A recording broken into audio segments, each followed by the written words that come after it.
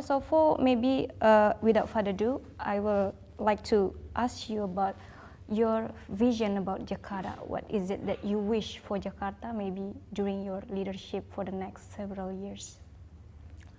I'm hoping that Jakarta becoming a city that provide equal opportunity for everyone. The city that is progressive, yet bring happiness to its citizens. We don't want only making advancement without happiness to the people, or happiness without advancement. This city is the place where all commitment about the nations was made, and very near to where we are having this interview. Yeah. No more than 2 kilometers away. That's where the Constitution was written. Major commitments about this republic was made in this city. And therefore, we have to make sure that every commitment, every promise of independence is delivered in this very city. Okay. And that's why our vision is to bring social justice in Jakarta, to make sure that social justice is present. Inequality is one of the biggest challenges in Jakarta. Are you going to make a new regulation, a special regulation, to allow the street vendors to operate on sidewalks or on roads? So our idea is, number one, we move the street vendors from the pedestrian area into the street. Okay. Free up the sidewalk simply for pedestrian to walk. The other lane for the street, of that street, is for our shuttle bus. And the shuttle bus is basically circling the trading center of Tanah Abang. This is a solution that is not new. Okay. Having street vendor in the street is nothing new, and closing up a street is nothing new. Yeah. In Jakarta, that's done everywhere. You look at Sultan Sahrir Street near the British Embassy. The street has been blocked for many, many years. No complaint.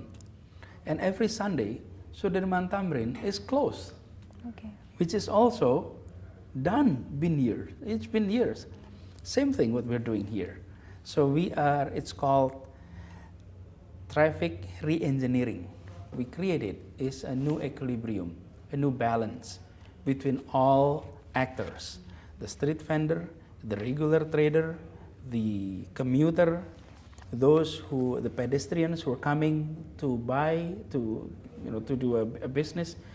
We have collected several survey data. So far, it's been positive.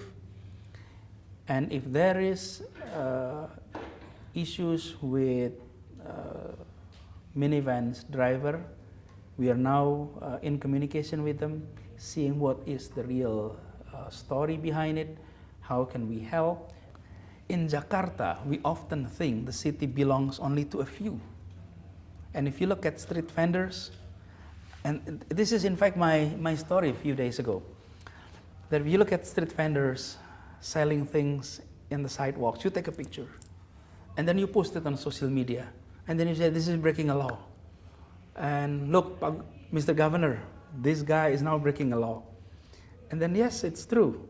But behind that street vendors selling that food or anything, there is a high-rise tower. And that high-rise tower have a well that pumping our water from more than 200 meters deep. And these towers were never attracted our attention. So I mentioned to everyone that we need to create a city that is friendly to everyone, but that needs to be in an organized way, in a structured way. So we don't want to create chaos, but we don't also want to create simply nice and clean by removing as many people as possible to other places. And we have seen in many major cities.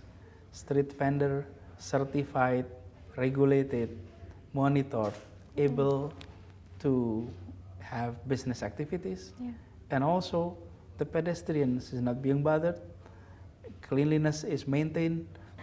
Okay, so for that case of Jalan Jati Baru closure, some people criticize you as a populist who make decisions only to please some groups of people without having careful study. How do you respond to that? I'm no longer campaigning, so I don't have to please anybody. Okay. I don't have to please anybody. I am no longer campaigning. I am not finding any vote.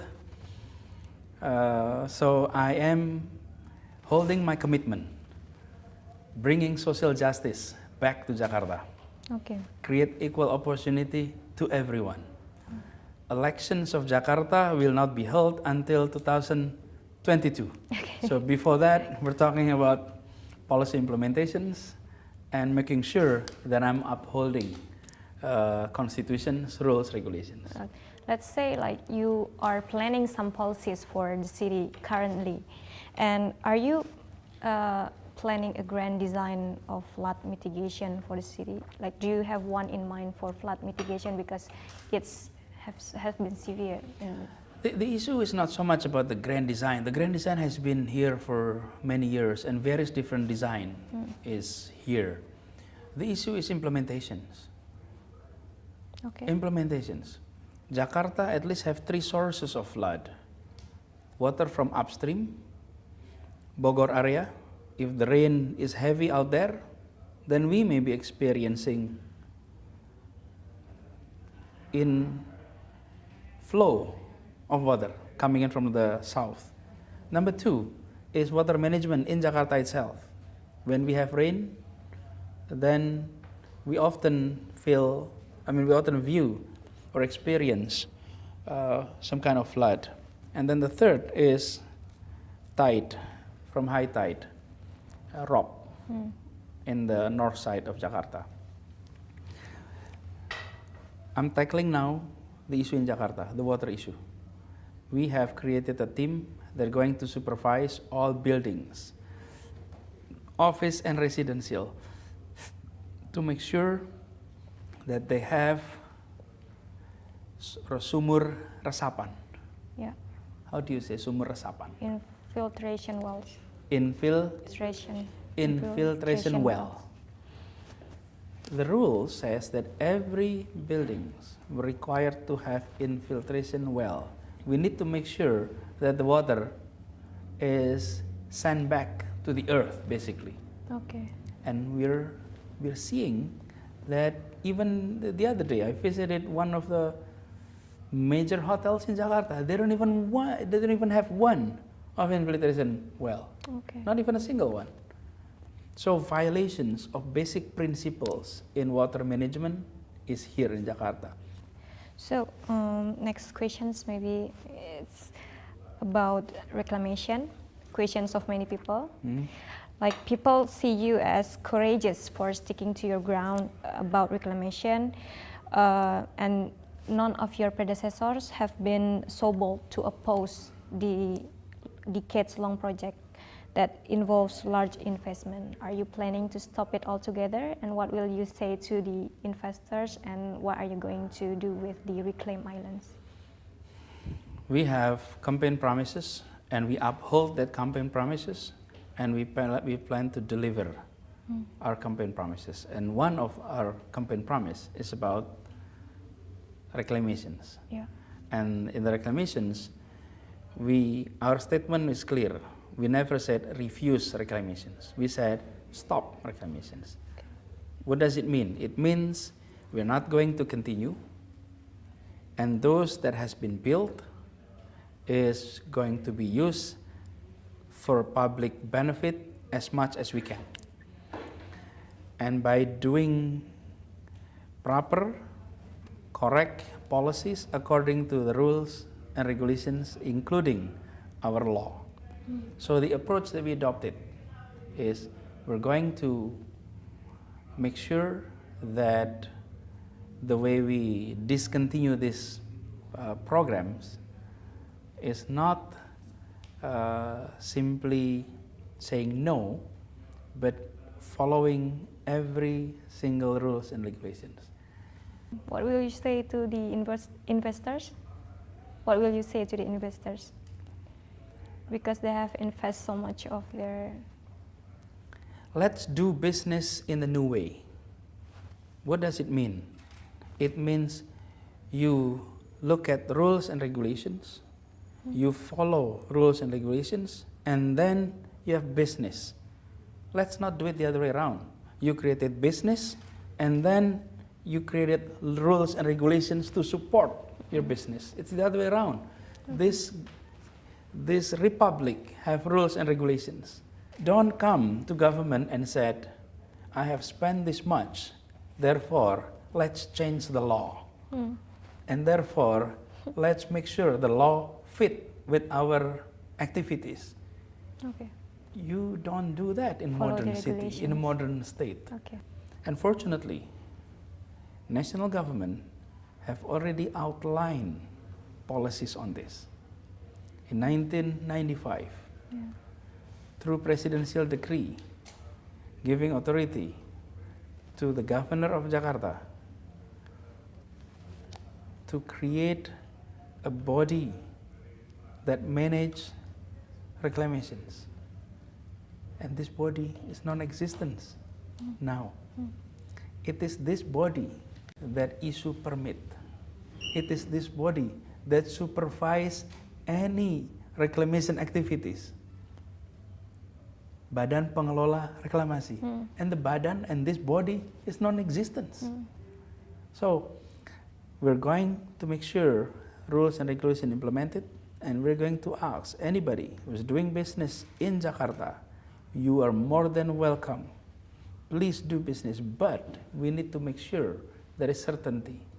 And certainty is by following rules and regulations.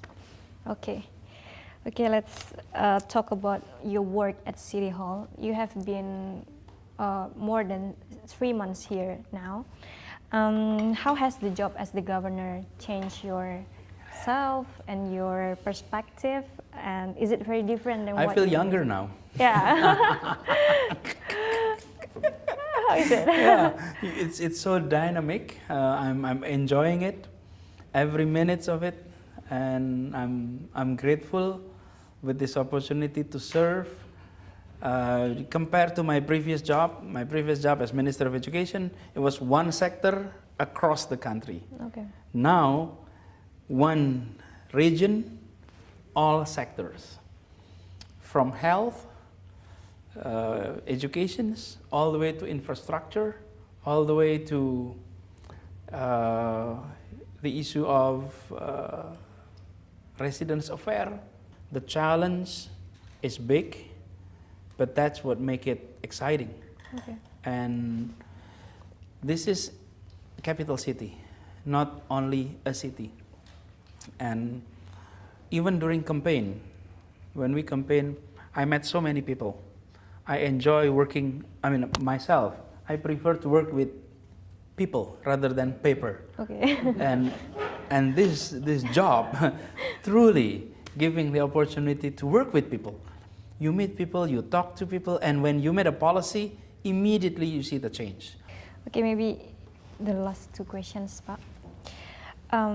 Before the election, you were a renowned Muslim scholar with deep respect to pluralism. But during the election, you got support from FPI and other Muslim conservative groups and gained criticism. Do you see the support as obstacles to achieve your goals now? We have received support from all factions of our society. And I maintain the perspective that a candidate and a governor is a candidate and a governor of everyone. So I could not exclude anybody from having an engagement with me. But I interacted with almost all groups in Jakarta. And this is what I found during the campaign, that many of the polarizations, that is happening in our society is because of lack of communications, lack of interaction. I met the Catholic in Jakarta, all parochi were present, and we have conversations. And then I met the Christian churches, I met the Hindus, I met the Buddhists, I met in terms of religious group, and then ethnic groups, various different ethnic groups, I met almost everybody. And that's been done many, many years. I treat all groups equal. And when I serve as governor, I serve and I have a pledge to uphold the constitutions and to have policies based on the constitutions of this land. As a governor, I can call upon everyone. I can call all factions of the society. And I continue to reach everyone.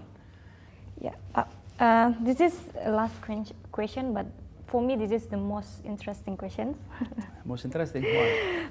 Yeah, like pollsters have placed you among the top contenders for 2019 presidential election.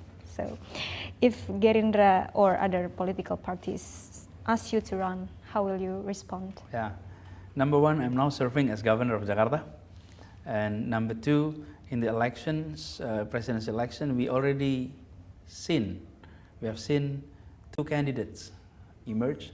Gerindra have already nominated Pak Prabowo, Okay. and PDIP have already nominated Pak Jokowi. So we will be most likely to see a rematch. Yeah. And me continue to serve as governor of Jakarta. Or company Pak Prabowo maybe? And I will respond to questions such as running or not running when there is a request from a political party. As of now, there is none. Okay. None. And therefore, I am not going to speculate on the request itself as if I will be requested because you don't know. And therefore I focus on Jakarta and see how things evolve. Okay. Okay, maybe that's for our discussion today. Thank you, Pak Anies. It's a very honor for me, such an honor for me to interview you. So that's all. I'm Ivany Atina Arbi from the Jakarta Post.